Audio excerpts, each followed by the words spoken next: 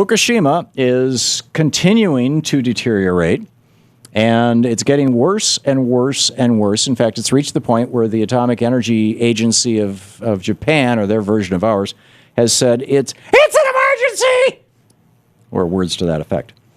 Kevin Kamps is on the line with us. He's the radioactive waste watchdog at beyondnuclear.org, the guys who keep track of this stuff. Kevin, welcome back to the program. Hi, Tom. Thanks for having me. Thanks for joining us. No robotic pigeons here. This is serious stuff. Well, it's as you say, it's an emergency. The groundwater is severely contaminated, and incredibly, the news headlines just keep rolling day after day. We're looking at double-digit % increases in radioactivity levels in the groundwater on a daily basis at this point. And this has really been going on for months now. But now we come to find out, surprise, surprise, that Tokyo Electric wasn't exactly telling the world everything there was to be told. And now there are reports that this leakage has been going on to a greater or lesser extent for 2.5 years since the very beginning of the catastrophe. Whoa.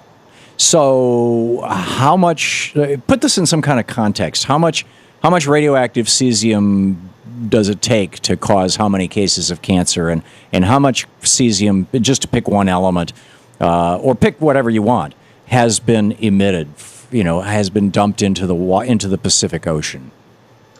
Well, cesium-137 and cesium-134 are human muscle seekers. They're mistaken by the human body for potassium. And so they go to the heart, for example. They go to the reproductive organs in humans as well. Massive amounts of cesium.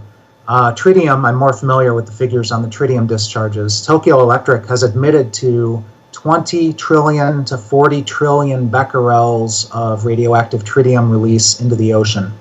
And they hasten to add, it's no big deal, it's a big ocean, it'll dilute. What they leave out is the bioconcentration factor, which means once it gets into the food chain, it concentrates up the food chain. Some of the most recent articles out of the likes of The Guardian in London is about the tragedy, to put it mildly, visited upon the Fukushima fishing fleets, which are, some of these fishermen, their families have been fishing since time immemorial.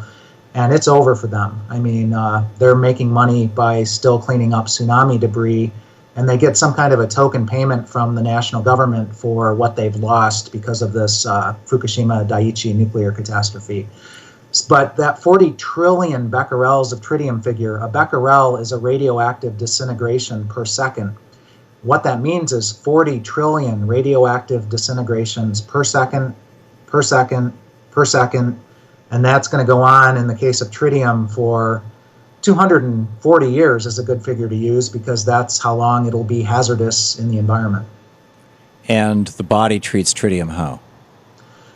Tritium is radioactive hydrogen and can go anywhere in the human body that hydrogen goes, which is everywhere, right down to the DNA molecule. And the nuclear establishment worldwide, which is more of a nuclear mafia, if you want my opinion, will say tritium's not a big deal. It simply passes through the human body quite rapidly, and then it's gone. Well, that's not true. There's a phenomenon called organically bound tritium, where it can stick around for a good long time in your body. Right. And they also, in their deceptions and half-truths, will say that tritium is a relatively weak emitter of beta radiation. Well, it's all relative, isn't it? When you're in a DNA molecule, a relatively weak beta emission will be like a small little hand grenade in your DNA molecule. And that's where the cancers start, that's where the birth defects start, that's where the genetic damage starts. So what's the fate and future of Fukushima, first of all? Well, we've been talking, you and I, for 2.5 years about the danger of Fukushima Daiichi Unit Number 4 simply collapsing. It's so damaged from the explosion. And there's some 200 tons of irradiated nuclear fuel in that storage pool. In the context of what's going on now with this groundwater flooding of the site, because one of their mitigation measures, which is pretty not very well thought out, was building a seawall by freezing the ground. And guess what? The groundwater is piling up behind the seawall. It's actually overtopping the seawall at the rate of 300 tons per day that's flowing into the ocean, radioactive water. But by backing up the water under the entire site, they are turning the ground into quicksand, and that's causing less stability, more instability. And there are structural engineers and nuclear engineers warning that may be the final straw that's needed to topple not only Unit 4, but perhaps some of those other destroyed units with their... Oh, go ahead. With their high-level radioactive waste stored in pools 50 feet up in the air. Yeah, the 50 feet up in the air, when you said, Unit 4 has all this radioactive material in their pool and they're concerned that number 4 is going to collapse, a lot of people, they hear pool, they think hole in the ground, they may think it's going to collapse on top of it. Wouldn't that be nice? It'll just cover it up. No, the pool is actually, 5 stories up, 10 stories up, something like that?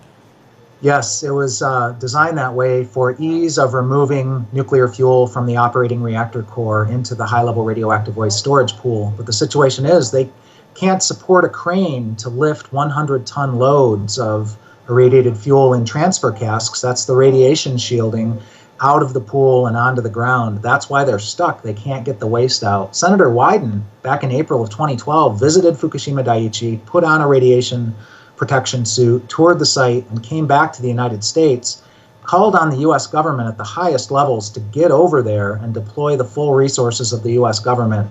Because if that pool goes down and that fuel is still in there, it'll be on fire, and the radioactivity releases will dwarf what has happened thus far at Fukushima Daiichi. There's no radiological containment around the pools. In fact, there's not even a roof over them anymore. They're open air at this point. And the prevailing winds and the prevailing ocean currents take water from the coast of Japan where? To North America. I mean, within days of the Fukushima Daiichi catastrophe beginning, we were getting fallout coming down in rain in the United States, not in insignificant quantities.